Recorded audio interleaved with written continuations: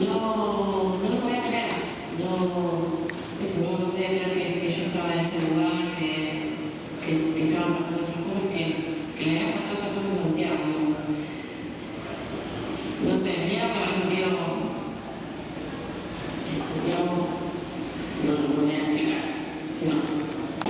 ¿Cómo estará? ¿Qué se pone en funcionamiento en una desaparición forzada? En primer lugar, fuerzas de seguridad. Inicia con una privación de la libertad y luego continúa con una negación de informar, primero de reconocer la desaparición, la detención y luego de ocultar, ir fraguando pruebas, ocultar. Los gobiernos pueden ser más, pueden tener mayor o menor afinidad con determinados gobiernos, pero sigue siendo el Estado y la desaparición forzada es un crimen del Estado y solamente se puede cometer por parte del Estado. Y es responsable el Estado, totalmente. No lo van a poder negar nunca, por más que quiera hacer cualquier malabarismo. Esta desaparición forzada sería de muerte, responsabilidad del Estado. En la región, el objetivo, adoctrinar a las fuerzas para avanzar más a fondo sobre las comunidades mapuches de la Patagonia que reclaman sus tierras ancestrales. Uno de los primeros objetivos era expulsar a la Pulofre Cuyana de su territorio, hace décadas en manos del empresario italiano. Viendo esta cosa, a su manera de ver las vainas, pues ¿qué tipo de conflicto es este? ¿Cómo lo podemos caracterizar? Yo diría que político. Político. Ajá. Bueno, es político, yo creo que Económico. Económico.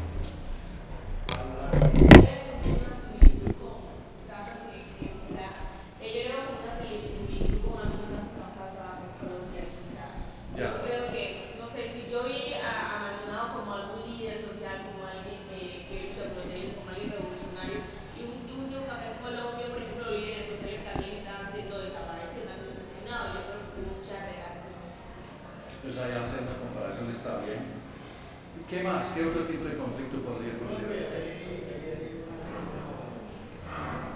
Hay violencia social también en el sentido de vulneración de derechos hacia una comunidad específica, entendiendo de que en el rol de poderes ellos miraban de que realmente era una comunidad que si ellos iban a la fuerza no iban a tener un respaldo, digamos que así sea político o sea social, digamos que permitiera, digamos, dar pruebas contundentes en un momento de poder, digamos, debatir contra el Estado. Entendiendo que, primero que todo, la misma situación de ser indígena, el más un poco vulnerable ante no ser aparentemente personas muy aceptadas o que en cierta forma el testimonio de lo que digan sea un poco creíble. Y lo otro es de que pues, eran personas que en un momento bajo esa misma condición habían como representado, habían respaldado su fuerza, como en ese líder social que decía Rosallana, que se supone que es el joven Santiago, el cual el Estado no consideró que se le fuera a volver un problema. Es que estamos eliminando una comunidad que es insignificante para algunos y para muchos en su mayoría, pero que no creímos que el solo hecho que ese líder pudiera allá se fuera a generar un problema. Pues yo ahora lo que veo ahí, yo veo un reportaje de tanto medios como que todo el mundo se mueve en torno a eso. Entonces, si uno lo hubiera a ver aquí en Colombia, es como cuando negativo o positivamente diría uno mataron a Pablo Escobar, o sea, mataron a una persona influyente en el país, vamos a decirlo así, desde diferentes dimensiones, pero que es influyente en el país y que es significativo, porque ahí estamos viendo que sea como sea, Argentina se volcó como a buscar explicaciones por qué matan a un líder que netamente está, digamos, precisamente defendiendo una comunidad que es aparentemente vulnerable y que está defendiendo y lo está haciendo a través de los derechos y en la manera como yo ven como la situación. Entonces yo creo que sí hay una violencia.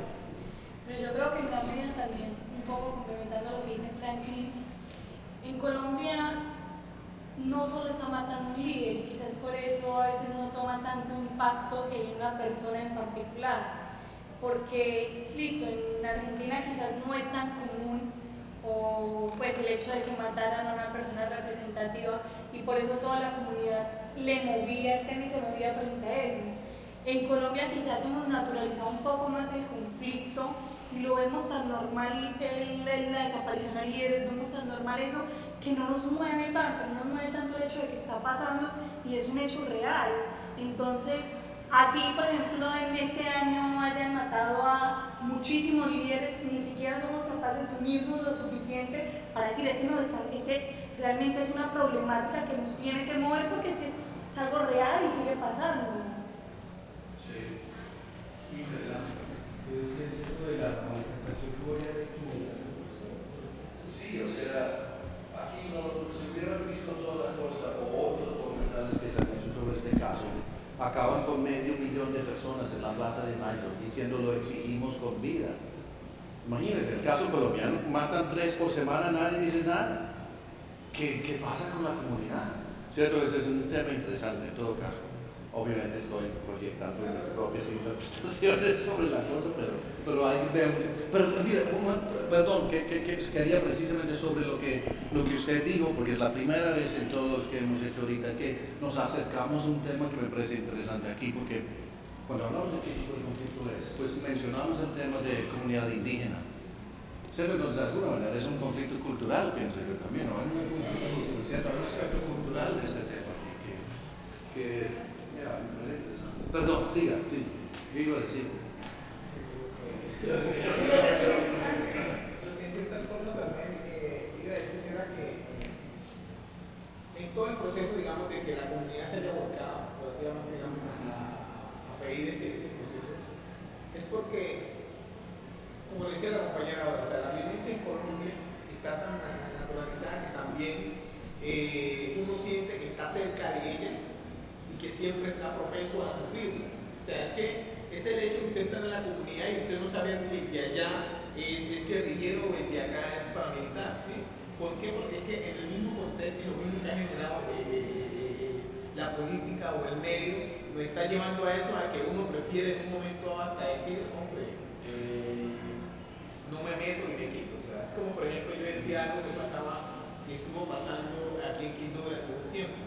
Y resulta que había 3 personas que tenían atormentado a todo un barrio, una comunidad que quizás tiene 500 o 400 personas. Entonces decía, ¿cómo la comunidad no va, digamos, como empoderarse de esa situación y desplazar, vamos a decirlo así, o sacar o lograr, digamos, 3 personas que estaban alimentando el barrio entero? Pero entonces uno dice, ¿por qué no lo hace? Porque es que realmente el vecino de aquí dice, no, yo mejor no salgo, y a otros me dicen, no, pues yo mejor no salgo. Entonces nos vamos como con ese temor y con el hecho de que uno dice, si el de allá le pasó, pues por algo será, porque es otra cosa que es lo que hablaba. O sea, estamos interesando de que, como se hablaba anteriormente, la muerte se ha vuelto complicada en Colombia. Uno antes corría cuando mataba a alguien, pero pues, para que no le tocara ahora, pues que corra, como ya ve quién fue, y encima de eso decir como que, ay, si este era tal cosa, si este era tan bueno como parecía. Pero es más, o sea, es más el hecho de eso, y uno a veces cree que aquí cualquier cosa que pasa es porque algo hizo.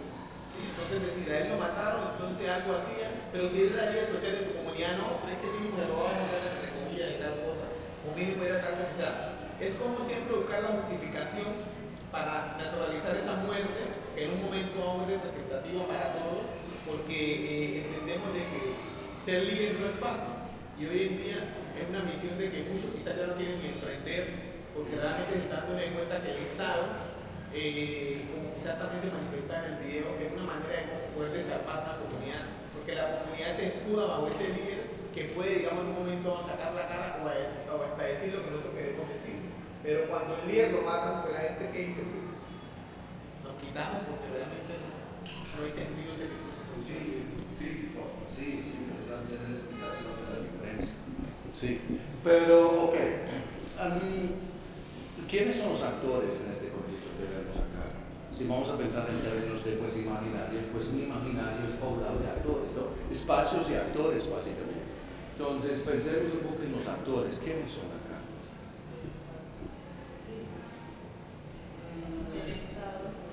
El Estado, sí. Pues a veces vemos como el Estado en el afán de apoderarse de un territorio. No le importa la plata, no le importa pues, las personas que están ahí, simplemente le importa ese territorio, lo que ese territorio pues, pueda producir.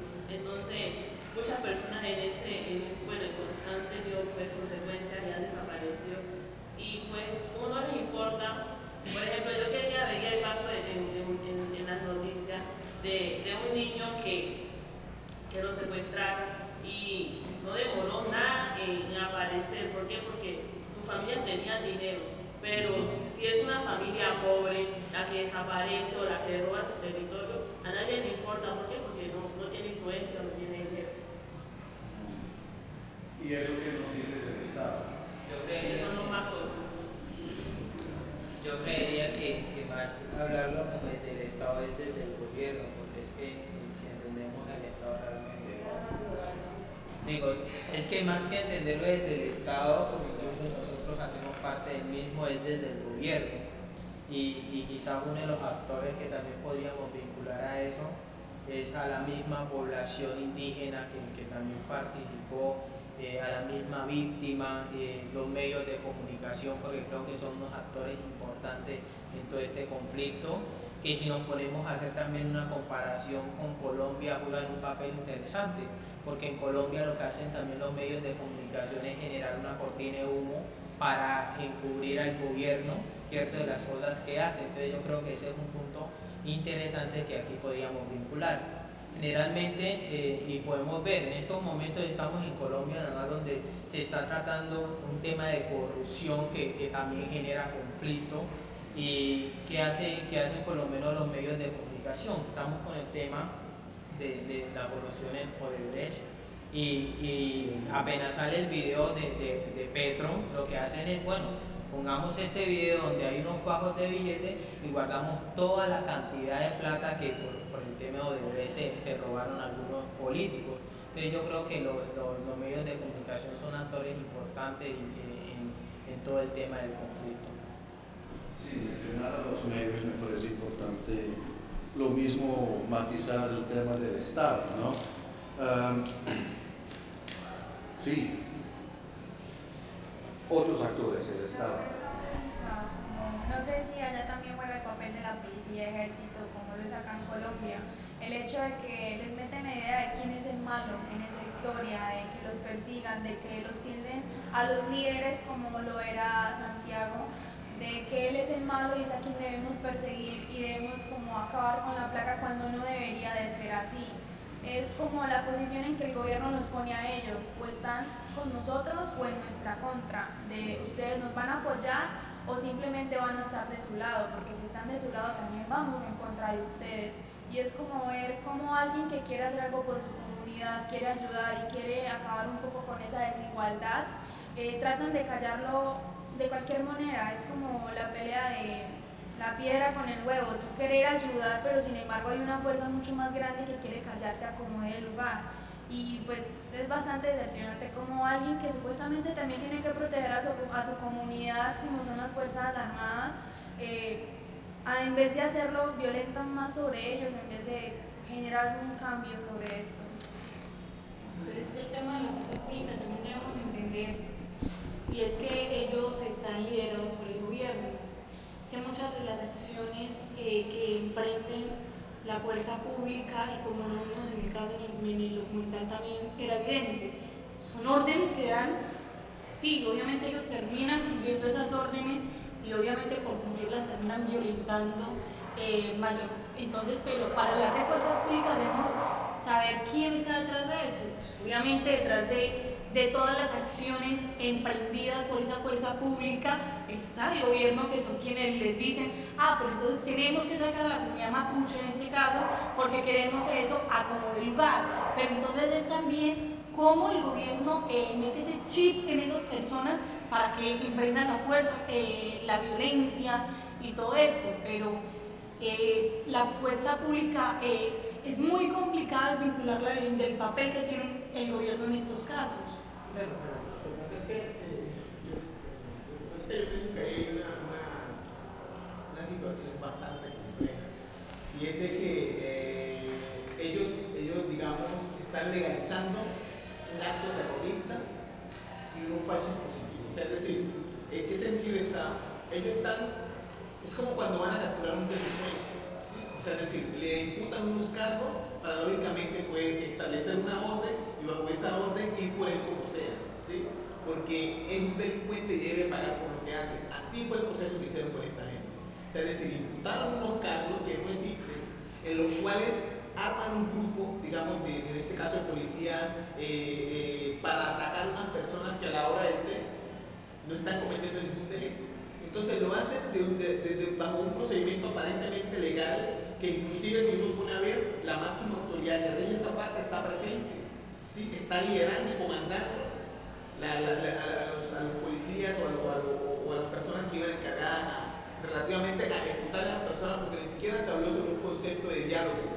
O sea, solamente la orden principal fue ataque, que era lo que aparentemente decía ahí. O sea, es decir, el concepto de diálogo se anuló. O sea, es decir, son unos delincuentes, no podemos mediar con ellos, hay que eliminarlos.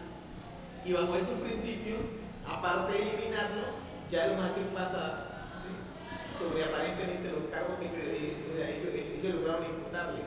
Ahora, yo pienso que ahí también no solamente está el gobierno o el Estado como tal, sino que también hay unos intereses particulares de unos empresarios que les interesa esa zona específica de la cual están los indígenas defendiendo. Porque es que ahí no solamente se hablaba de que había un personal, digámoslo, como en este caso, de representantes del gobierno o trabajadores públicos implicados en eso. También había otras organizaciones, ¿sí?, que estaban interesadas en eso, que en este caso unificaron fuerzas, porque se habló de que prácticamente había una organización pública y había otra organización que unieron fuerzas para poder en este caso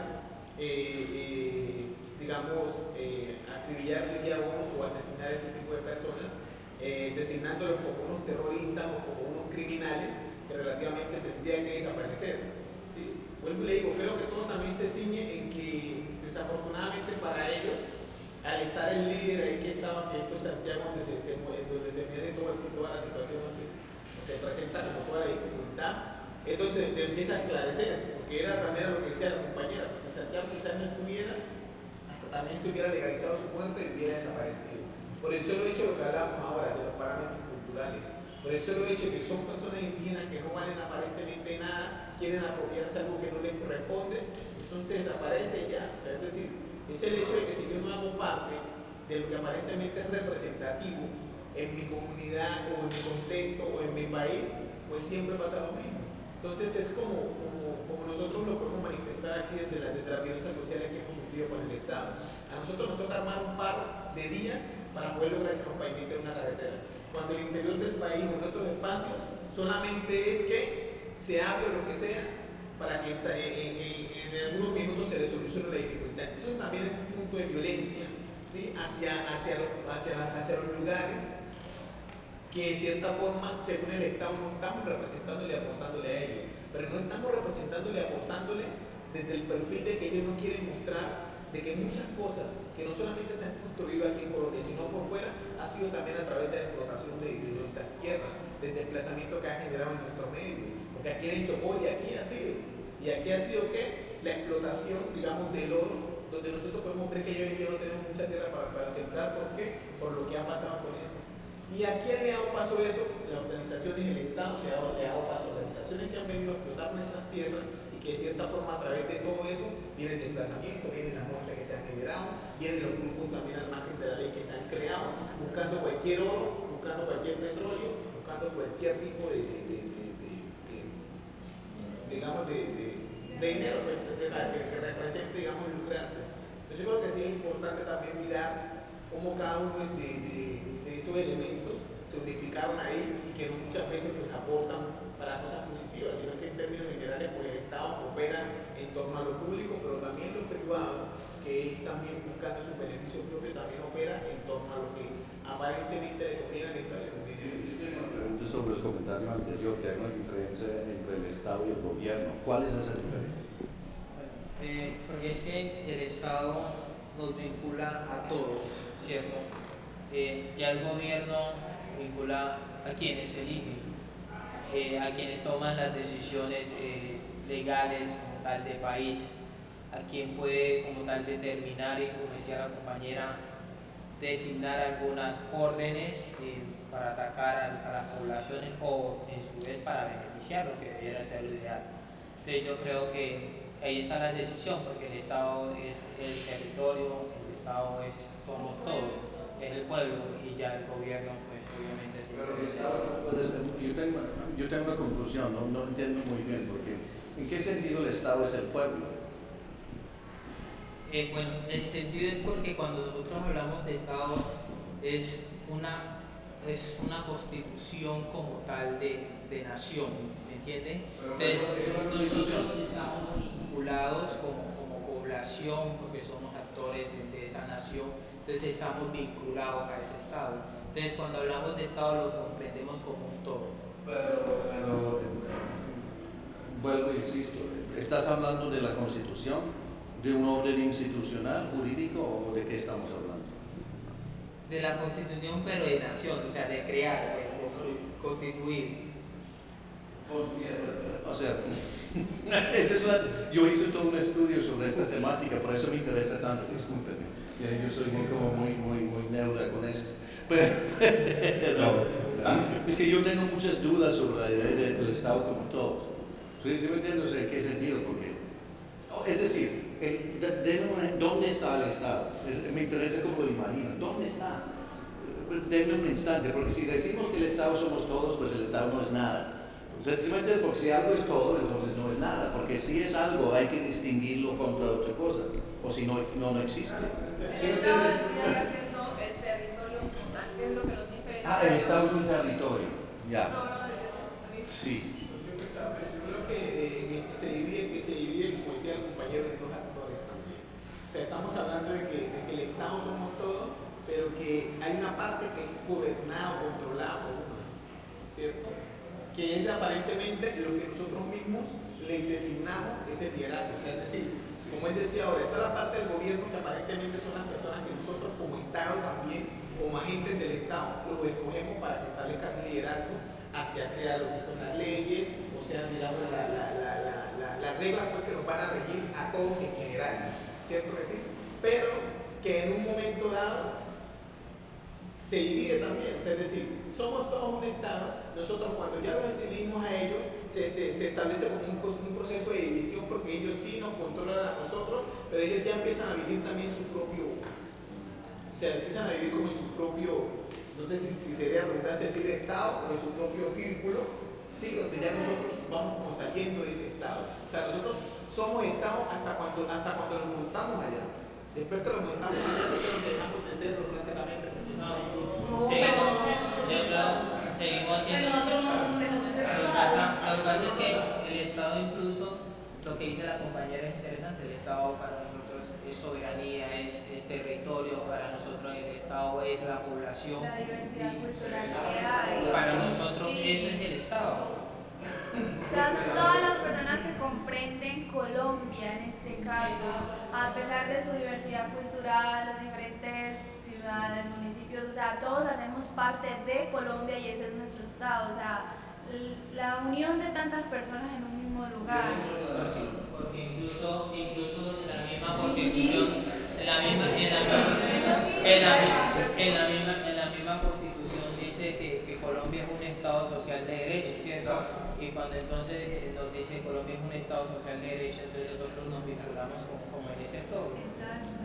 La única división es el poder político, que hay una rama que tiene una decisión y otra que no. Todos somos actores políticos, pero uno tiene más jerarquía, tenemos una jerarquía y uno tiene más influencia que otro. Bueno, no nos entraremos más allá, es decir, es como my hobby. ¿Puedo hacer una pregunta? Una pregunta como de abogado del diablo, pensando justamente en esos elementos, pero no en términos tan académicos, porque yo ahí me quiero sino con un ejemplo personal, ahora volviendo a lo que tú decías y a la película, al documental que estábamos viendo. Un ejemplo de la vida real.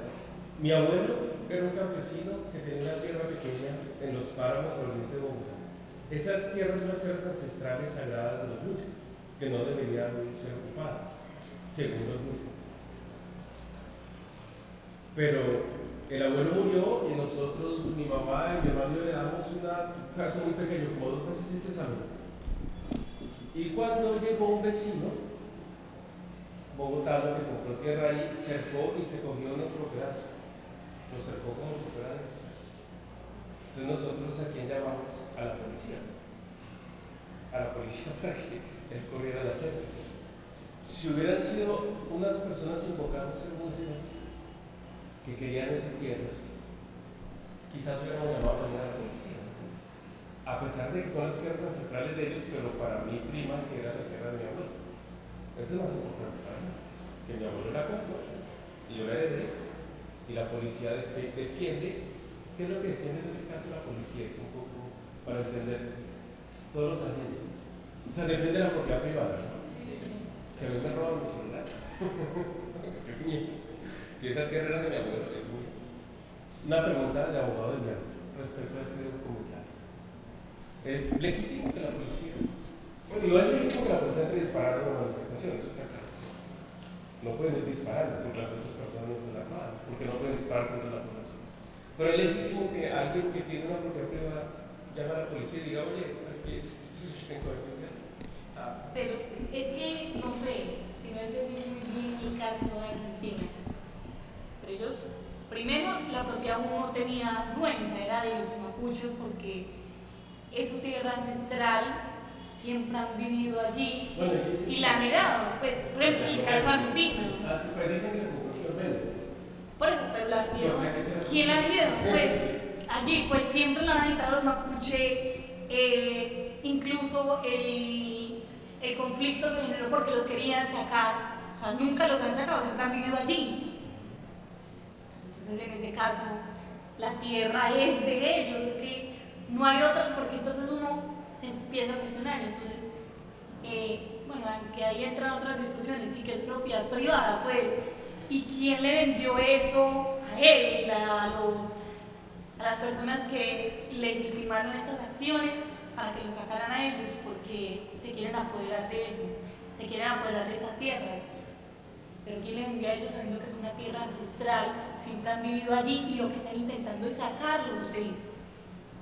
Entonces, para mí en este caso es totalmente legítimo las acciones, por más legítimo que se quiera ver, por más papeles, por más, no, es que la tierra es mía, o sea, pero es que están intentando sacar a quien ha vivido allí siempre. Entonces también, y pues partiendo también de tu ejemplo, es que también ellos lo heredaron. Si hablamos de terrenos heredados, ellos también, quienes viven allí han heredado ese terreno de sus ancestros, ¿no? Tendría que verse también cómo el Estado ve eso de tierra ancestral, cómo lo conciben ellos, si hay una protección para eso, porque la tierra puede estar ahí, pero yo puedo llegar como Estado y vendérsela a otra persona, y ahí quien responde. Entonces hay que revisar cómo se legisla en ese sentido las tierras ancestrales. Yo creo que parte de lo que dice la compañera es que el Estado también ha creado la trampa, como dicen por ahí, para eso mismo. O sea, es decir, yo estaba equivocado referente al concepto de propiedades de tierra. Cuando alguien me dice, usted compra un terreno, pero usted realmente el terreno no es suyo porque su suelo es del Estado. Si usted encuentra petróleo ahí, ese petróleo no es suyo, es del Estado. Si usted encuentra oro ahí, eso no es suyo, es del Estado. Entonces yo digo, ¿realmente yo estoy comprando tierra? ¿Realmente la tierra me pertenece? No. O sea, es decir, yo la compro aparentemente bajo la figura que el Estado necesita, quizás, diría yo, que esa tierra tenga un sustento, tenga un mantenimiento, un sostenimiento. Pero en el momento que ellos quieren despojar de ella, tienen los argumentos para hacerlo porque también han creado la ley y han creado la trampa. Entonces, ¿por qué? Porque si yo compro un terreno, como usted lo dice que puede ser de su abuelo, por ende supone que si bajo esa tierra hay petróleo, lo que sea, es mío. ¿Cree que en Colombia pasa eso o no pasa eso? Si usted encuentra petróleo ahí, señor, usted tiene el derecho de pedazo de casa que compró, que en este caso viene siendo el cimiento, pero de ahí para abajo usted no me corresponde más nada. Por ende, el Ecuador y la corre, o esto es lo que vale su casa, nosotros vamos a explotar nuestro petróleo porque eso es de nosotros. O sea, me refiero realmente bajo la figura del Estado, nosotros nunca tenemos una propiedad. Nosotros creemos que la tenemos, pero ellos tienen la trampa para eso, para darnos a entender a nosotros de que usted compra una propiedad, pero usted no tiene una propiedad, usted lo que tiene es porque su suelo es de él. Y eso es lo que, bueno, y eso es lo que ha pasado en muchas poblaciones donde, por muchos pueblos de acá, en donde hay oro, pues, donde cojas de oro, bueno, aceptan el dinero que el Estado le está ofreciendo, o se quedan sin dinero y sin casa, porque si no aceptan, también lo van a empujar de su lugar. Yo creo que lo que dice el compañero es muy interesante, pero yo creo que eso va más al desconocimiento de algunas poblaciones y algunas personas sobre realmente los intereses de las tierras y que éstas le pertenecen al Estado, ¿cierto? Porque aún así usted tiene su casa y usted tiene que pagar catastro por esa casa que tiene, ¿cierto? Y ahora, lo que sí hay que diferenciar y quizás resaltar es porque en Colombia últimamente, no sé si eso hace parte también por la misma ley de negritudes, se ha venido dando unos títulos colectivos a las poblaciones, sobre todo afro, ¿cierto? Está Cocumcoca, está Cocomacia, donde el gobierno les titula unas tierras donde son realmente la propiedad de esas comunidades que hacen parte de un consejo. Yo creo que lo que sí no tengo claridad en el momento es en el hecho de que el gobierno les titule estas tierras, estas comunidades, si sigue teniendo injerencia realmente en cuanto económica, de interés particular, el gobierno de esas tierras, o ya pasan realmente de interés de los consejos comunitarios, que son los que prácticamente vigilan y coordinan todo lo de estas tierras. Porque hasta para ceder un permiso sé que tiene que consultarse con los consejos comunitarios, ¿no? O sea, es el gobierno que por lo menos una multinacional, pero si está dentro de una tierra colectiva, tienen que consultarle al consejo comunitario si da aval para que esa multinacional opere en su territorio. Pero eso depende de la conveniencia que tengan. Por ejemplo, lo que está pasando en Tutunén en estos momentos, el consejo comunitario no ha dado el aval de que hagan explotación minera en el Sal de Frutas. Y ahora Sal de Frutas es un lugar donde no se puede ir a pasear ni nada, porque ya está invadido por una, no sé si soy más una multinacional, que ni siquiera les han dado la autorización, y que el consejo comunitario ha mandado la queja de que no hay permiso, que deben desalojar, y sin embargo no hacen caso a ello. Es como muy conveniente. El gobierno dice que nos protege y que protege la tierra, pero eso es dárselo como al mejor postor, al que mejor oportunidades le puede dar o más dinero le puede rentar. Hay que resaltar algo, qué pena, Franklin, y es que dentro de todo este proceso, incluso de tema de explotación y demás, a veces no es que no sean los permisos, a veces se dan los permisos, solo que hay corrupción dentro de las mismas organizaciones, porque ahora lo que hacen es eso, o sea, usted es el representante legal de esta organización que tiene destinado tantas hectáreas en un título colectivo y se le compra realmente a ese representante legal. ¿Qué hace él? Le hace creer a la población de que él no le ha dado permiso. Yo creo que a veces también, ahora lo que hay que analizar también en muchos territorios es que ese territorio sí haya sido titulado, porque tenemos en el departamento del Chocó no todo el territorio ha sido titulado. Retrocedamos un poquito porque nos estamos como empantanando en algo como muy particular, y es también, o sea, esa temática lo podemos tratar después, de pronto en otras sesiones. Se entiende para aclarar un poco lo que tú estabas comentando ahí. En el caso argentino, están en pañales comparado con Colombia, no tienen esos derechos constitucionales que hay aquí, no hay ley 70, y esa población ahí no está asentada en esas tierras, está asentada ahí cerca en condiciones miserables, pero ellos dicen, este territorio era nuestro territorio, pero ese es territorio privado de Benetton, del tipo de la ropa, ¿no? O sea, es un man súper poderoso, ¿sí me entiendes? O sea, que tiene conexiones en el gobierno y todo. Entonces, ellos están diciendo, queremos tener los mismos derechos que hay en Bolivia, que hay en Colombia, que hay en Chile, en Argentina, que se dice que son súper avanzados, son en pañales en esa legislación ética cero, porque son países tremendamente racistas. Colombia es racista, todos lo sabemos, pero Chile, Argentina, Dios mío, o sea, es una vaina tenaz. Sí, tenaz. El racismo en contra del indígena en esos dos países es tremendo, ¿sí? Aquí, por lo menos oficialmente, aquí es mal visto ser racista, ¿cierto? Si tú apareces y dices, sale ese tipo en Bogotá hablando de merienda de negros, pues ahí mismo hay una tormenta en los medios, y el man tiene lo del soldado Micolta, no puede, hermano, lo quitamos, y eso está muy bien. En Chile, en Argentina, todavía están en esas. ¿Cómo dicen los argentinos un despelote? Un quilombo. Sí, es un quilombo, es una de las palabras más utilizadas en Argentina por el porteño. Ni saben lo que están diciendo, pero obviamente tiene un origen racista, ¿cierto? O sea, una comunidad de cimarrones es un desastre, un despelote, ¿cierto? Es una merienda de negros. Y eso lo utilizan todos los días. Y todo el mundo lo utiliza, los académicos incluidos. Entonces a mí me friqué acá, no sé, yo estaba, lo dijo otra vez. O sea, la sensibilidad que uno adquiere acá es completamente distinta, ¿verdad? Entonces, eso aparte, bueno, bien. Pero pensando en actores, pues vamos moviéndonos hacia el caso colombiano, ¿no? Lo que hay aquí son como dos cosas. Ya que ustedes son estudiantes y pasan todo el tiempo, o sea, están hablando el mismo lenguaje nuestro, ¿no? Es un lenguaje académico. Pero a la vez ustedes son sujetos sociales, ¿cierto? O sea, que viven inmersos en una situación. Y lo que tiende a aprenderse, eso fue lo que pasó en Buenaventura. En Buenaventura hicimos lo mismo con un grupo de estudiantes de sociología. Y todo lo que ellos decían lo traducían prácticamente al lenguaje académico.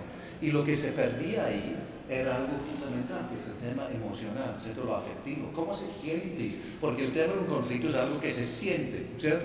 Entonces, si pensamos en el caso colombiano, pues yo les voy a hacer la pregunta pendeja, que es, ¿aquí hay conflicto en Colombia?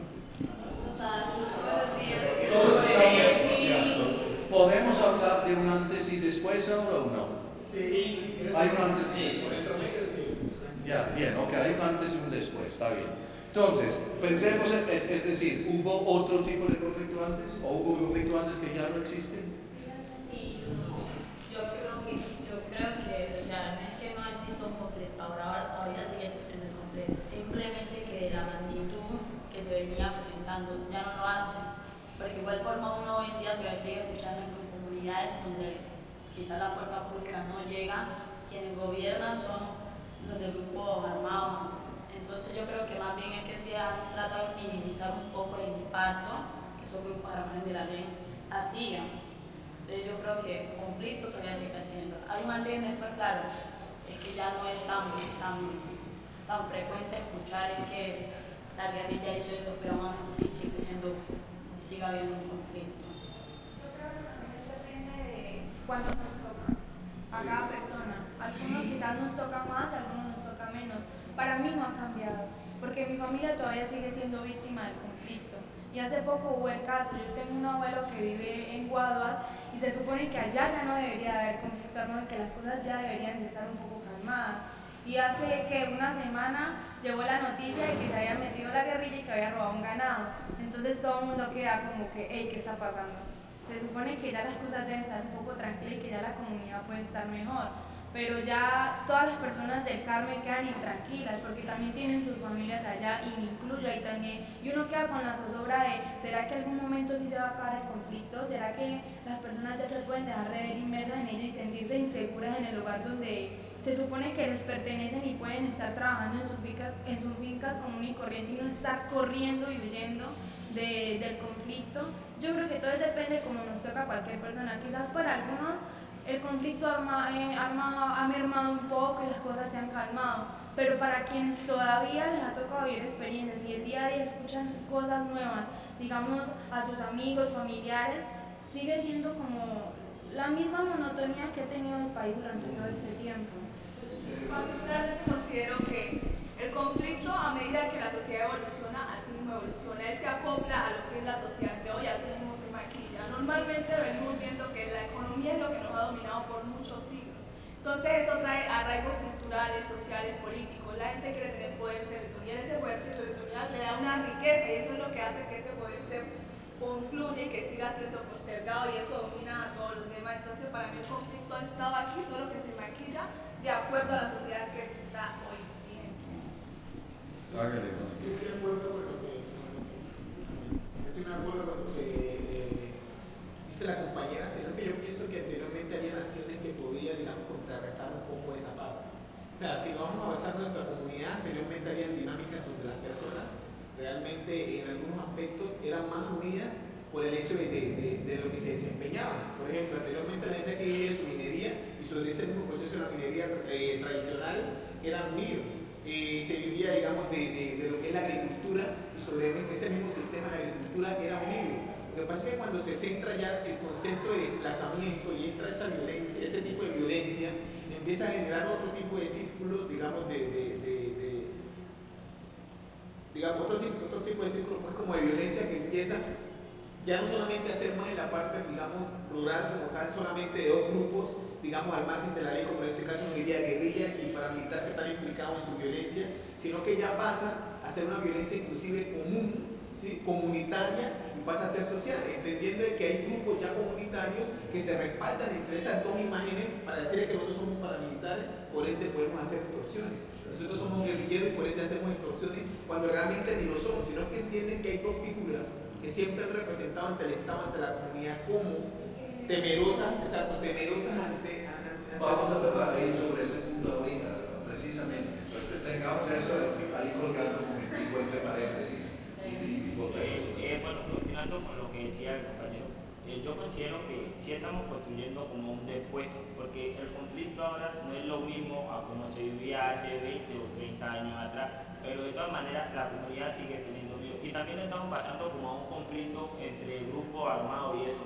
pero tenemos que tener en cuenta que nosotros vivimos un conflicto social como tal, porque yo soy de Río Quito y ese fue un municipio azotado por la minería ilegal y allá se mantienen algunos grupos ilegales. A las 10 de la noche ya nadie puede estar saliendo de su casa porque corre el riesgo de que lo puedan matar. Pero aquí me sucede lo mismo. Aquí pues no se ven tanto esos grupos armados y eso. Pero yo a las 10 de la noche no soy capaz de salir de mi casa porque me provoca el mismo miedo que me provoca salir allá con un grupo armado, porque aquí pandillero y todo eso. Entonces el conflicto de nosotros no es tanto que se remonte como al actores armados como la guerrilla y los paramilitares, sino que nosotros estamos viviendo unas circunstancias sociales que nos obligan o que nos están aquejando mucho y nos provocan miedo como tal. Justo por lo que el compañero le iba a decir, para mí no podemos hablar de un antes y un después, porque la violencia en las ciudades, o al menos acá en Quito, sigue siendo latente. Los grupos, las bandas criminales, siguen azotando muy fuerte realmente, y es verdad, uno le da miedo salir, pues hasta el punto de que hasta ni en tu casa estás seguro, es que es así. Hasta tu casa te pueden entrar a robar. A mí ya me han pasado 2 veces el mismo caso. Que me han robado dentro de mi casa, me han pasado 2 veces aquí en Quito. Entonces uno, bueno, puede hablar de un antes y un después, un poco con relación a lo que mencionan algunos listos.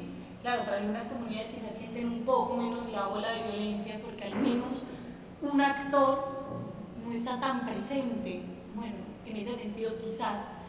Pero realmente la violencia, hablar de paz es muy complicado cuando estamos en un entorno tan violento, cuando la manera de solucionar las cosas para nosotros sigue siendo violencia, cuando para nosotros, incluso en las redes sociales, es evidente que alguien hace algo malo, ¡ay no, a ese lo deberían matar! Es que en el lenguaje se ve incorporado como nosotros no podemos hablar de un antes y un después, porque para nosotros está tan naturalizada la violencia que ¿cómo hacemos para hablar de paz cuando aún estamos en la violencia?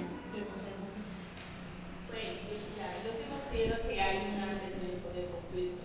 Quizás el conflicto social sí ha aumentado porque cada vez vemos que hay más violencia y todo eso, pero desde mi punto de vista el conflicto armado sí ha bajado. Por ejemplo, yo soy de Bojayá, todo eso, lo que pasó en la masacre y todo. Y hace 4 o 5 años en mi casa a las 2 de la mañana no salía escondido metiéndose a la cama porque se robó una balacera de la guerrilla intentando meterse el pueblo y todo el mundo debajo de las camas, no del puesto encima. Ahorita con todo ese proceso de paz que quedó mal arreglado, según lo que he podido entender de eso, ya no pasa eso. Yo me voy en mi pueblo a Rumbí, llego a las 4 o 5 de la mañana y ya no pasa nada, ya no hay soldados, no se escucha la iglesia, que yo creo que sí se puede abrir un antes y un después. Para mí, Está bien, ok, listo. Echemos otras cosas. Bien, súper interesante todo esto. Súper interesante. Pero entonces, estamos de acuerdo, hasta donde yo quería llegar, estamos de acuerdo que hay un conflicto.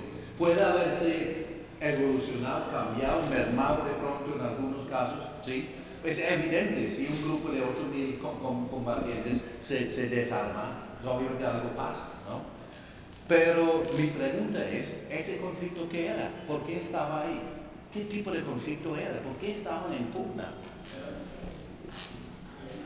Principalmente, a base de lo que he leído y todo eso, los actores armados nacieron como grupos campesinos que querían rebelarse contra la injusticia que estaba cometiendo el Estado como tal. Pero a medida que pasó el tiempo, como usted lo lo mencionaba, todo eso fue cambiando porque ellos perdieron su identidad como grupo, perdieron esa causa que los motivaba a buscar un beneficio en pro de la comunidad. Ahora empezaron como a sustraerse o a financiarse a partir de acciones ilegales como era el narcotráfico y todo eso. Entonces, pues como tal, la guerrilla o los grupos armados cambiaron como grupos y perdieron identidad. Así que el conflicto ya no se veía como una forma de revolución al gobierno, sino como una opresión al pueblo mismo. Yo creo que cuando se empieza a pensar, cuando se empieza a cambiar la manera de cómo poder solucionar las dificultades, los problemas, empieza a surgir el conflicto y empieza a crecer. Creo que desde mi contexto anteriormente, quizás uno podía discutir o hablar con el otro. En su efecto, hasta uno como joven podía decir, darse sus puñitos y listo, todo quedaba ahí. Hoy en día tiene que irse a armas, a machete, vos no puedes estar, yo no puedo estar. O sea, si uno de los dos no podemos vivir, ¿sí? Entonces, cuando se empieza a interiorizar el concepto de que el otro debe desaparecer y de que el tipo de la manera en cómo solucionar la violencia ya no es el diálogo, ¿sí? Sino el hecho de agredir al otro, empieza no solamente lo que los grupos armados digamos están estableciendo, sino que empieza la comunidad a impregnarse también de eso, es decir, de un odio hacia el otro que yo decía, pero que hoy en día se ve, si relativamente, por ejemplo, en mi casa siempre lo decía, en mi casa, por ejemplo, llegaba un racimo de plátano y quedaba un plátano. ¿Por qué quedaba un plátano? Porque mi abuela decía, llévele este a este, llévele este a este, llévele este a este, en la comunidad lo repartían y quedaba un plátano. ¿Sí? Y era mi plátano, o sea, que yo podía comérmelo solo y decidía repartirlo en la comunidad por el hecho de que había un trabajo colectivo, ¿sí me están entendiendo? O sea, todos éramos hermanos, inclusive a nosotros nos tocaba respetar al vecino. El vecino podía darnos su pelita de vez en cuando por el solo hecho de ser mayor. Sí, en mi tiempo fue así, o sea, es decir, el vecino uno tenía que respetarlo por el hecho de ser mayor y en un momento dado si necesitaba un favor de uno hacerlo. Pero era más el hecho de familiaridad, o sea, de los adultos decirle a uno es que él es mayor, es una persona que merece respeto y por ende es autoridad también, así no sea su tío, no sea lo que sea. Pero bajo esos parámetros también se miraba de que como había más respeto, había un concepto de diálogo y el concepto de la violencia, en este caso que podía haber, era distinto. Más se podía ver una violencia de un niño gritando que la mamá le dando su regazo donde no tenía que montarse. Pero de ahí a que usted dijera, no es que acá tiene armas, y acá hace lo otro, no. Y desde ahí mismo, los actores que podían surgir sobre el concepto de la violencia eran visibles. Aquí en Quito hay personas que pueden tener historia, porque una sola persona en todo el pueblo que está grande se podía identificar que era el bandido. Y todo el mundo sabía quién era. ¿Sí? Y bajo esos principios usted lo veía de lejos, se corría, se movía, lo que sea, pero todo el mundo sabía. Pero hoy en día nadie sabe quién es el bandido. O sea, la cuestión está tan compleja que hoy en día lo que yo digo, o sea, nadie sabe quién es el bandido. Uno habla por el de acá, habla con el de acá, con el sujeto porque no habla, porque yo no sé si es el bandido. O sea, hay una diferencia grandísima hacia lo que yo creo que ha logrado los grupos al margen de la ley, o por lo menos la manera de cómo se interpretaba la violencia y se hacían las cosas a cómo se hace hoy en día. O sea, esto hoy en día es una mezcla de muchas cosas. Yo creo que en Colombia realmente los motivos por el cual se han generado la violencia han sido muchos, ¿no? Y también de la misma manera creo que hasta que no se suplan esas necesidades que han generado esa violencia, pues va a seguir habiendo violencia. Uno de esos motivos, los vimos al principio, ha sido el político, el económico. Incluso vimos que cuando se dan esas condiciones políticas, económicas, esos actores que generaron la violencia, porque consideraban que eso les hacía falta, pues aparentemente se termina el conflicto con esos actores. Entonces, cada actor tiene su necesidad, incluso nosotros la población también tenemos una necesidad. Hasta que el hambre no se termine, no se va a terminar el conflicto. Yo creo que el principal conflicto que tiene un Estado es el hambre. Y si el Estado realmente no le apunta a satisfacer esas necesidades que tiene esa comunidad, aunque termine el conflicto con este grupo, le va a surgir otro. El gobierno en esos momentos le da a la FARC, que fue con quien firmó ya un acuerdo, una prebenda, unos beneficios, pero cree que esas necesidades solo eran de la FARC, solo era ese grupo. pero no voltea su mirada, por ejemplo, a La Guajira, donde los niños están muriendo de hambre, donde realmente están matando a los líderes. Pero entonces es esas las necesidades que yo digo que luego van a generar otro conflicto. Luego va a surgir otro grupo queriendo defender a los líderes o queriendo defender a los niños de La Guajira y del Chocó que se están muriendo del hambre. O queriendo un grupo de jóvenes que en el Pacífico, en el litoral pacífico, según una investigación de la Universidad de los Andes, de 1000 estudiantes que se gradúan del colegio, solo 7 ingresan a la educación superior pública. ¿Ya me entienden? Entonces yo creo que son esas condiciones que hasta que el gobierno no le apunte van a seguir generando conflictos. Pero en contraste con mi compañero, ahora que das esa reflexión me pongo a pensar, si el problema es de desarrollo social estatal, ¿por qué en otros países que se supone que están desarrolladísimos todavía se ve conflicto? Yo veo más que el conflicto es un problema de poder, más que de hambre siempre hay sed de poder, de tener más y más, y eso es lo que nos lleva a nosotros al conflicto. Yo creo que la principal causa es la insatisfacción. Nosotros como seres humanos siempre queremos tener algo más, y esa insatisfacción nunca va a llegar. Entonces para mí es el proceso de conflicto. Además de ello, yo creo que lo del conflicto, si hacemos un paralelo con lo que pasaba antes y lo que pasa ahora, antes no tenían nombre algunas cosas. Por ejemplo, si un grupo al margen de la ley cogía a alguien y lo sacaba en territorio, nadie sabía que eso era desplazamiento forzado.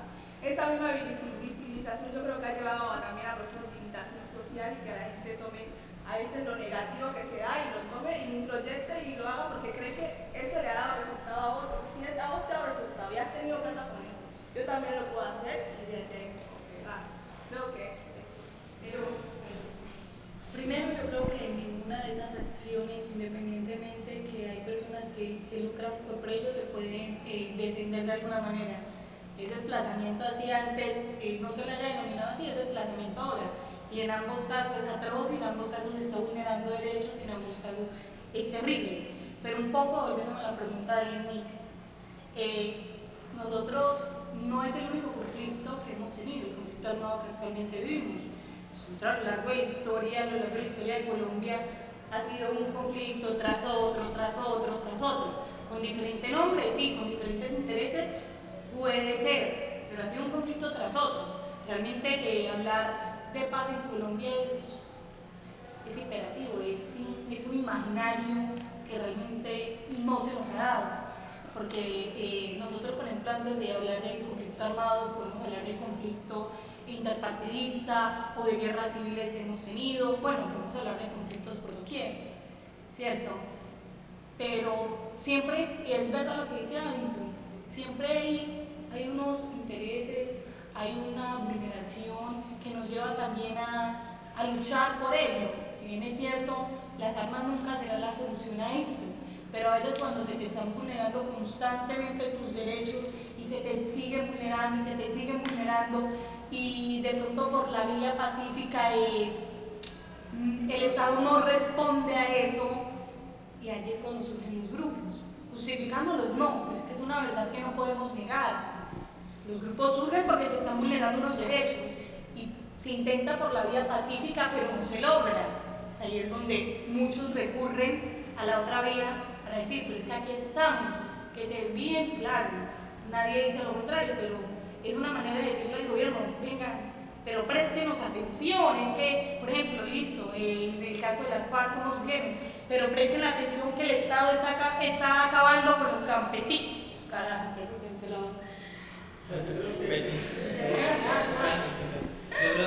Lo que dice la compañera es muy importante, es mirar el tema de la justificación del conflicto por medio de esas necesidades, porque nosotros cuando estamos desde acá siempre decimos, no, pero él está robando, no tiene trabajo, pero por el trabajo, eso no justifica, ¿cierto? Pero no nos damos de cuenta realmente que esa otra persona realmente no tiene las mismas capacidades que tenemos nosotros, no tiene la misma formación incluso que tenemos nosotros, no cuenta con las mismas herramientas que le permiten responder ante esa adversidad de manera diferente. Entonces, muchas veces nosotros vamos en contra de eso, pero son ellos los que no encuentran sus elementos, sus herramientas para responder. Como le dije, créanme que en Colombia ha creado una cultura de guerra, de conflicto, y así mismo como creó esa cultura de guerra y conflicto, tiene que interesarse en crear una cultura de paz y armonía. de reconciliación. Claro, porque es que si yo te hablo a vos y por el mero hecho de que yo te hable tú me vas a agredir a mí, estamos creando una cultura de conflicto. Que si el profesor realmente no me subió la nota, yo tengo que amenazarlo, estamos creando una cultura de conflicto. Entonces, ¿cuál es la cultura de paz que vamos a crear? Y es a eso lo que yo creo que debemos hacer. Lo que pasa es que yo creo que el conflicto también empieza desde cuando un actor, desde su silla, trata de medir a los demás.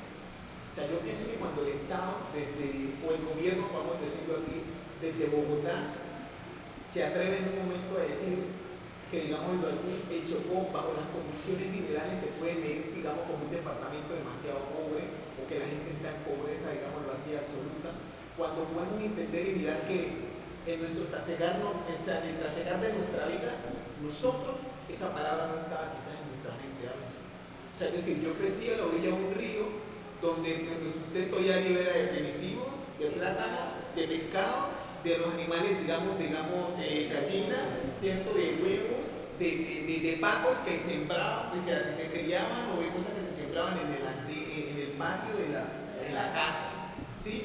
Por ende, el Estado no se está dando cuenta de eso. Es desde allá porque yo no estoy consumiendo algo, o él no está viendo y no tiene control sobre lo que yo hago, hace eso. Ahora, ¿qué hace él? Incorpora una cuestión aparentemente de igualdad y equidad, donde dice, no, es que lo que pasa es que para poder medir la pobreza o la riqueza debe medirse bajo estos parámetros. Entonces, por ende, como el Chocó no está en estos parámetros, son unas personas pobres. Empezamos nosotros a creernos ese mundo. Entonces, a partir de ahí empiezan a crear la ley esta, o los cosas de 0 a 100, que no sé cómo es, donde empiezan nuestras mujeres a tener 4 o 5 hijos para tener un subsidio del Estado de 90.000 de 100.000 pesos. Cuando literalmente se dedican y se sientan netamente a esperar que esa plata llegue. Cuando antes no era así. Antes el otro, quizás cuando le digo, se iba a su mina o en su efecto vivía su agricultura, y yo le digo una cosa, creerá el otro que no, pero uno quizás haya estado mejor alimentado un poco. Sí, entre todas las cosas que se ven, siempre está el que no tiene la posibilidad que tiene el otro. Pero antes había un concepto que no hay ahora, y había unidad y se compartía las cosas. Si yo no tenía, le daba al de allá. Y si el de allá de Puerto no tenía, o yo no tenía, sí. O sea, es decir, es el hecho de que cuando empezamos desde el Estado a medir a los demás sin tener en cuenta su cultura, lo que hablamos ahora, sin tener en cuenta su mentalidad, sin tener en cuenta cuál es su contexto, y empezamos a medirlo desde allá de Bogotá, donde es otra estructura, es otra cosa, ahí empezó la violencia. O sea, cuando nosotros empezamos a decir, es que el indígena realmente, digámoslo así, no suma o no resta, es que el indígena realmente lo que le interesa es vivir en su selva, ¿cierto? Comer sus frutas, comer su primitivo, comer su pescado libremente sin que nadie lo moleste. Él no le está pidiendo más nada a usted. Dele su espacio, que se mueva. Nosotros en un momento dado siempre pedimos lo mismo, su espacio para poder subsistir, porque nuestro sustento siempre fue como autónomo, podemos decirlo así, siempre ha sido la agricultura. Que hoy hay más violencia porque no lo podemos hacer. Hoy la gente no puede ir al monte a criar sus pavos. Hoy la gente no puede ir al monte a sembrar su plátano o a sembrar su primitivo. Entonces yo creo que cuando se empieza a medir desde allá, aparentemente de una ley, a través del lente de otro, o sea, a través del lente mío, creer que es más como el otro, es diferente. Ahora, para ellos subsanar un poquito eso, ¿qué están tratando de hacer? Empiezan a hablar sobre una educación. O sea, ahora sí quieren entender que existen más personas que piensan diferente, que son los indígenas. Ahora sí quieren entender que existen los afros que piensan diferente. Y entonces hablamos de una educación para buscar subsanar tanta violencia que hemos tenido contra ellos. ¿Sí? Porque han sido ellos mismos que la han elaborado a través de los procesos que han hecho. Muchas leyes que creen que a nosotros nos benefician han sido violentas contra nosotros, porque en cierta forma nos han privatizado, digamos, de muchas cosas que teníamos, nos han desplazado de muchas cosas que nos pertenecían y que en cierta forma hoy en día nos dejan en situaciones más precarias. Porque aquí hay muchas personas que vivían en el campo que no saben qué hacer aquí, que hoy en día están metidos en pandillas delinquiendo, extorsionando y robando. Sí, cosas que no sabían que no sabían hacer, que la están haciendo porque el Estado creó unas leyes que aparentemente para ellos desde Bogotá íbamos a llevarnos nosotros 4.000 kilos. Resulta que estamos viviendo de otras cosas. Tienen que venir acá a darse cuenta de que vivimos y si nos puede fortalecer eso mejor para nosotros. Pero hoy en día no pasa eso. Ya. Lo que yo estoy entendiendo aquí es que por un lado, a propósito, si alguien tiene que irse sin pena, ¿no? Se va, no hay problema, no quiero tener a la gente encarcelada aquí. Ya vino la cárcel, pero ¿Qué les iba a decir? Por un lado, el conflicto tiene un origen coyuntural, ¿verdad? El hambre, dice usted. ¿Ya? Ahora, eso lo podemos pensar un poco. Por el lado suyo, usted dice que es la naturaleza humana. ¿Sí? Porque usted dice que la gente es envidiosa, no importa donde sea, pues siempre va a haber conflicto. Y algo de eso sí hay, ¿cierto? Claro que eso no quita el hecho de que los conflictos se dan de diferentes. Por ejemplo, la democracia no es otra cosa que conflicto, ¿no? La democracia es conflicto, precisamente eso. Es una manera como de canalizar el conflicto. Si no hubiera diferencias de opinión, pues no hay democracia, ¿verdad? Entonces es una manera de entender conflicto. Claro, y estoy de acuerdo contigo. La gente dice, él tiene más, el primero, bien. Pero no en todos los lugares hay 200.000 muertos, ¿cierto? En X lapso se pone la violencia, ¿cierto? Una década, entre 200 y 300.000 muertos. ¿Qué carajo hay? Entonces, sigo sobre la pregunta, ¿qué fue o qué es lo que hay aquí? ¿Y qué es lo que precise? ¿No? Eso es lo interesante. Ustedes hablan mucho de detalles, pero lo que no veo, y está bien, de pronto, pues, es su manera de ver las cosas, es lo que estoy intentando ver, pero en lo más sencillo, ¿qué es lo que ha sido el motor de conflicto en este país? La desigualdad. Sí. Explícamelo. O sea, siempre ha habido como esa desigualdad del rico, el pobre, el que más tiene, el que no tiene, y buscar la manera de conseguir las cosas, tanto del rico como del pobre. El rico porque no quiere que le quiten lo que tiene, no quiere que lo bajen de esa posición. ¿Pero quiénes son ellos? Sí, o sea... En este caso serían, por ejemplo, los empresarios, del gobierno, todas esas personas que tienen una posición, y también le ha metido esa mentalidad a las personas de que tú eres más si tienes una educación superior mucho más alta, que llegas hasta tener un doctorado, que es más alguien en la sociedad que tiene bastante dinero, cuando no es así. Entonces le ha creado tanto esa mentalidad a la mayor parte de la población, que creen que son pobres simplemente porque no tienen los mismos recursos de las demás personas. Entonces se crea esa desigualdad de pensar de que si no tengo dinero entonces no soy igual al otro, deshumanizarme, esa es la palabra, de creer que mi valor es por un pedazo de papel que en realidad no vale nada, que si tú lo quemas hasta ahí llego y ya no sirve para nada, de creer que yo como persona valgo por lo que tengo y no por mi ser. Es que en Colombia lo que pasa es que dejamos de ver al ser humano como un sujeto, como alguien humanizado, como un igual, sino que ya lo vemos como un objeto, por lo que tiene, por lo que vale, por lo que logra. Y eso es lo que más ha generado conflicto, el hecho de la desigualdad que hay. Todos estamos de acuerdo con eso. ¿Y por qué se ha dado eso? Yo creo que eso viene... Ya soy un niño de 3 años, que siempre me lo digo bien. No, sí, es que la verdad el hecho de como lo planteaba Franklin, antes había mucha unión entre las comunidades, el hecho de que se va el trueque, que todos estuviéramos bien, que todos estuviéramos lo mismo, pero cuando nació la idea, digamos, de comprar la tierra, de que ya existiera un jefe y un trabajador, se inició a crear como ese imaginario de él tiene más que yo, entonces yo voy a tener que trabajar como él para poder conseguir lo mismo, y se inició a dar como ese juego de poderes como hablaba ella. Ya es como una cuestión de poder, quién tiene más y si esa persona puede también mandar más. Yo creo que ha sido mucho en ese tema de desigualdad, la globalización, porque nosotros tenemos otros países que son un espejo y que de alguna manera siempre nos comparamos, entonces eso nos ha venido quitando nuestros arraigos culturales, y ahí creo que parte de todo. ¿Con su comentario? Sí. Quiero decir a raíz de lo que decía la compañera, era de que sí, o sea, el concepto, digamos, de que en un momento dado en Colombia empecemos a perder el sentido de pertenencia también. Y a partir de ese sentido de pertenencia empezar a querer interiorizar otras cosas que no hacen parte de nosotros. Nos va llevando a una violencia que se nos sale de las manos, o sea, un conflicto que no sabemos controlar, porque cuando yo adopto a medida una acción que no es Colombia, pues no voy a saber cómo controlarla a la hora de entrega. Y eso en un momento dado ha generado también dificultad, digamos, en el medio. Ahora, como yo le decía ahora, yo creo que han habido dos cosas que han influenciado eso. el hecho del Estado crear unas leyes que creen que van a funcionar en un lugar específico, y el hecho también de expropiar también a esa persona de lo que tiene. O sea, yo creo que esas dos cosas sí han generado, digamos, conflicto en términos generales. ¿Por qué razón? Porque cuando yo subestimo a una comunidad, ¿sí?, bajo el conocimiento supuestamente que yo tengo y bajo lo que ellos deben de regirse, ahí hay un concepto de conflicto, ¿sí? Porque cuando esa comunidad busca un concepto de rebelión sobre la misma y a mostrar lo que realmente tiene, el otro sobre su concepto de superioridad da a entender y dice, es que lo que digas no importa, ¿sí?, lo que aportes no suma, ¿sí?, de cierta forma es esto lo que hay, entonces lo ponen como que lo tomas o lo dejas, ¿sí?, porque de cierta forma es lo que te va a servir.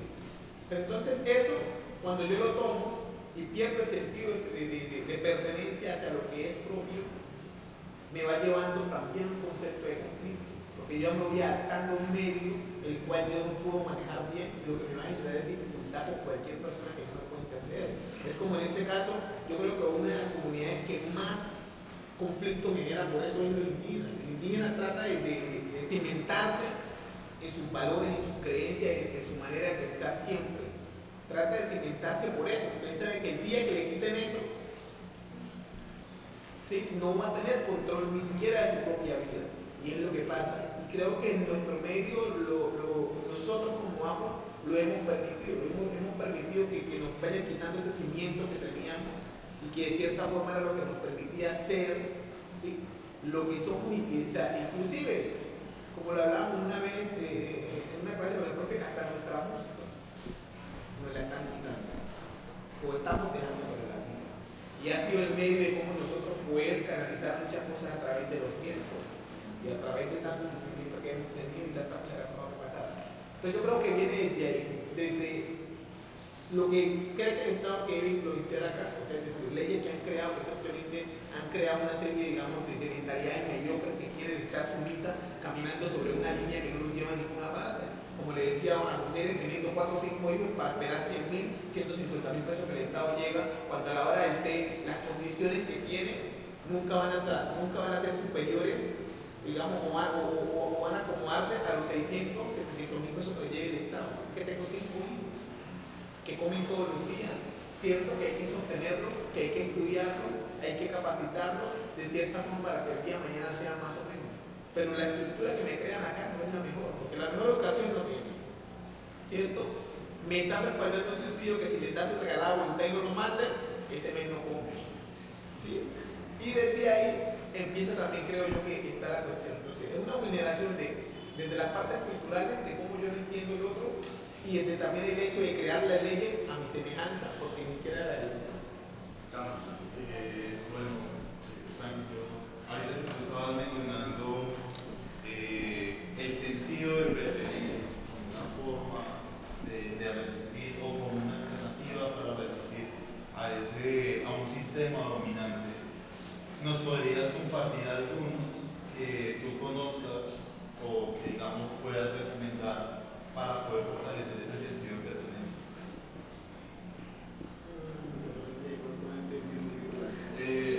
Digamos, ¿cómo podrías incentivar ese sentido de pertenencia en los demás para poder resistir? Bueno, yo creo que yo siempre he pensado que el Chocó puede ser autosostenible. Yo he pensado que podemos ser autosostenible porque tenemos una riqueza que aparentemente se ha vuelto efímera, o sea, es decir, simplemente ha sido de pensamiento que no se quiere materializar. ¿Por qué razón? Porque en el momento dado de tener las tierras para poder sembrar, podemos sembrar lo que queramos. En el momento dado de poder, de cierta forma, tener nuestro sustento, que en este caso es el alimento, podemos sobrevivir y seguir avanzando.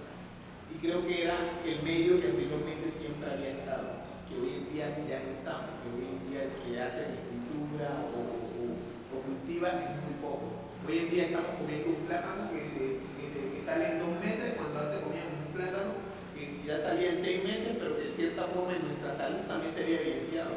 Hoy en día hay personas muriéndose de infartos, hay personas muriéndose de una serie de enfermedades que anteriormente no se veían.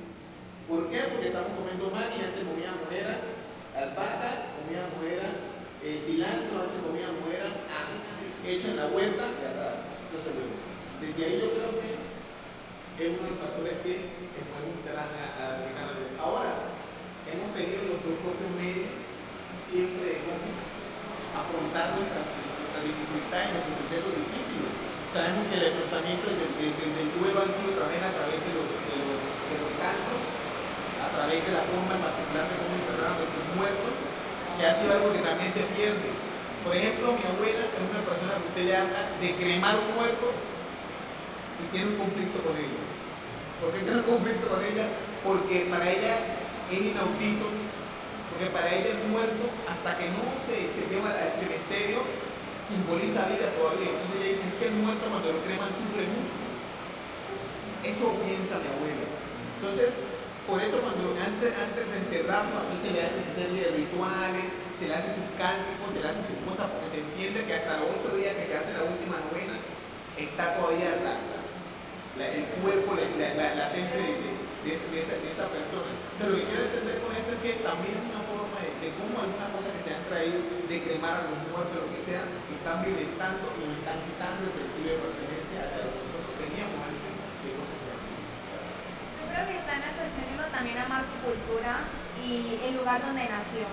Porque más que un sentido de pertenencia es uno no dejar que lo nuevo o tu forma de adaptación te quite lo que tú ya tienes. Te voy a poner un ejemplo exacto. Yo llevo 9 años en el Chocó y eso no significa que por llevar 9 años en el Chocó y por quererme adaptar acá voy a dejar mi cultura, que es la boyacense. Y a mí me molestan por miles de cosas que hacen los boyacenses y cosas culturales, pero me siento orgullosa de ser de allí, son cosas que yo no voy a cambiar por tratarme de adaptar acá. Es esa cuestión, la cuestión de no dejarnos occidentalizar, de que entonces porque el europeo está haciendo tal cosa, para yo sentirme a la moda y lo que ellos están haciendo, yo venir a hacerlo. No, es cuestión de uno defender su cultura, defender de dónde es, y por ejemplo tú dices, vienen nuevas cosas, pero todo está en, tú vas a permitir que eso nuevo cambie lo que tú tienes, o vas a dejar que esas nuevas ideas, esas nuevas innovaciones cambien tu idea cultural. Muchos lo pueden hacer, pero todo inicia por el cambio propio. El hecho de yo dejar de si eso va a llegar a mí también y voy a dejar que eso cambie. De yo sentirme orgulloso de dónde soy, de mi cultura y de lo que tengo. Porque esas cosas pueden venir, pero todo eso es, yo me voy a dejar sumergir en ello también. Llevo 9 años acá y listo, adoro la cultura chocana porque hay cosas muy hermosas. Pero eso no significa que para sentirme adaptada a su entorno o que alguien me acepte o sentirme cómodo en un entorno, voy a dejar mi cultura boyacense, porque no debería de ser así. Debo de seguir amándola, llevándola a donde vaya, porque es el lugar donde nací y no puedo cambiar por el otro. Yo creo que todo es cuestión de tolerancia y aceptar al otro con su cultura y su ideología, y sin violentar ni tratando también de imponerle mi forma de pensar o mis costumbres. Tengo 2 últimas preguntas, porque si no van a estar y ese no es la era. No, yo no vuelvo allá. Mira, quiero que hagamos un ejercicio un poco tonto, pero lo hagamos. Yo quiero que, mira, uno de los temas es cómo se ubican cada uno de ustedes ante la noción de conflicto, ¿cierto? Del conflicto, digamos que del conflicto, y sabemos de qué estamos hablando ahorita. Entonces, en 2 frases, vamos a contestar todos, en 2 frases. ¿Qué implica? ¿Qué sienten ante el conflicto? ¿Qué es el conflicto para ustedes personalmente? Personalmente, porque aquí hemos hecho una cantidad de ejercicios de abstracción, ¿cierto? Y es obvio, es importante, ¿cierto? Ustedes son estudiantes, de eso se trata, la conquista es poder abstraer, ¿cierto? Pero como sujetos personales, individuos, ¿qué sienten ante la noción de conflicto? ¿Qué es el conflicto? ¿Qué ha sido? ¿Qué es el conflicto para ustedes? 2 frases, nada más, así. ¿Ya? Piénsenlo, pensémoslo antes de empezar. Pensémoslo todos, porque lo que pasa es que ustedes saben, ella dice una cosa, eso me hace pensar. Sí. Pensemos un momentito, ¿qué es lo que implica para ustedes individualmente? ¿Cómo se ubican ustedes ante ese tema? ¿Qué implica? ¿Qué sienten es lo otro? ¿No? Porque tiene que ver con las emociones también. ¿Sí? ¿Listos? ¿Sí? Y si no quieren hacerlo, no hay problema.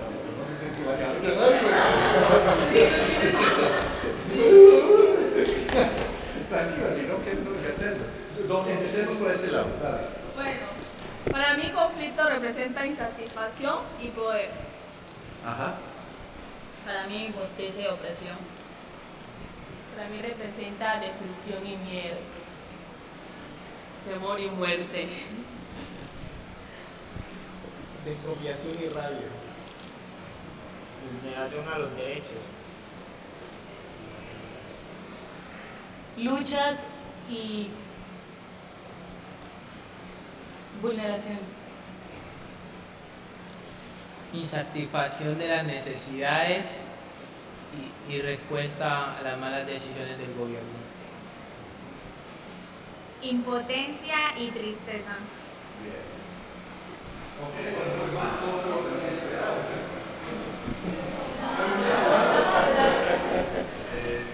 Para mí el conflicto es impotencia y también mucho dolor. Bueno, ahora pensemos, hemos estado como enfatizando todo el tiempo como lo negativo, lo fregado, lo difícil, y ustedes tienen una visión bastante pesimista de las cosas, ¿no? Esa es la impresión que yo tengo. Pero si pensamos un poco el tema de la paz, ¿cierto? Aquí se habla mucho de la paz y yo creo que hay como una visión de que, bueno, podemos hablar de posacuerdo más no de post-conflicto y según todo lo que ustedes han dicho, aunque hay diferencias, ¿cierto? De intensidad de las cosas, por ejemplo, lo que ustedes dicen, eso es muy eficiente, ¿cierto? Y de hecho nosotros lo vivimos en Montes de María, donde pudimos ir haciendo estas preguntas, donde hace muy poco no podríamos haberlo hecho, hubiera sido muy tenaz para esas personas. Obviamente no quita el hecho de que todas las personas con las que hablamos han recibido amenazas prácticamente, ¿cierto? Sí. O sea, uno se reírse es como a veces una manera de enfrentarse a algo horrible, ¿cierto? Ya es que... Pero pensemos en el tema de la paz, ¿cierto? ¿Qué sería una idea de paz en este país para ustedes, o de pronto en sus vidas? ¿Qué sería la paz para ustedes? Porque obviamente la paz es múltiple, ¿no? De alguna manera. Hemos dicho que los conflictos son múltiples, pues hay una lógica también es que la paz tiene múltiples dimensiones, ¿no? ¿Una palabra o...? No, un poquito más, pero intentemos cortarlo un poquito, pero sí, ahora extendamos un poco. Sencillamente lo digo porque para que porque aquí podríamos hablar otra hora, ¿no? Este tema. Sencillamente para entrar en tema. El hecho de tener tranquilidad, sentirte seguro en un lugar, poder ir a un lugar sin temor, poder visitar a tu familia y no tener ese miedo y poder compartir con los que quieres de una forma tranquila, de no tener temor de que si alguien tapó la vía y es un grupo al margen de la ley, tú no poder decir de quién eres familia porque pueden agredirte. Entonces son cosas que uno queda como que, para mí la paz sería poder tener tranquilidad, sentirme segura en un lugar. Bueno, para mí la paz sería tener satisfechas mis necesidades básicas y adicionalmente a eso poder respetar la diversidad humana. Para mí la paz es poder expresar libremente sin temor ni miedo. Para mí eso es la paz. Para mí la paz también representa libertad, donde yo pueda salir a la hora que yo quiera a la calle, donde yo pueda expresar, donde yo pueda luchar por mis derechos sin miedo a que me vaya a pasar algo, poder dormir tranquila. Para mí eso sería la paz. Para mí la paz es armonía, ¿sí? Partiendo de que yo si tengo armonía, tengo una vida tranquila, estoy conviviendo con otras personas tranquilamente sin necesidad de compararme con otros, y que tengo armonía conmigo mismo, creo que tendríamos paz. Para mí la paz sería resiliencia. Es no, como tal, no querer dejar de lado lo que pasó, sino utilizarlo como una oportunidad para resurgir.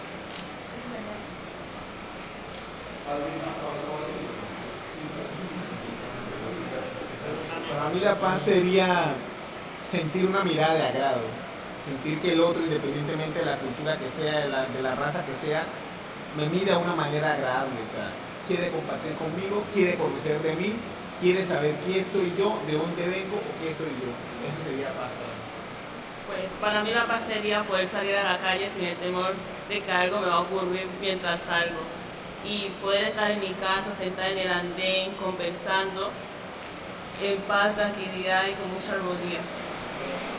Para mí la paz sería como dejar atrás una etapa y no olvidar, sino como superar aquello que sucedió, tener satisfecha las necesidades básicas y empezar a avanzar como un pueblo, como una comunidad.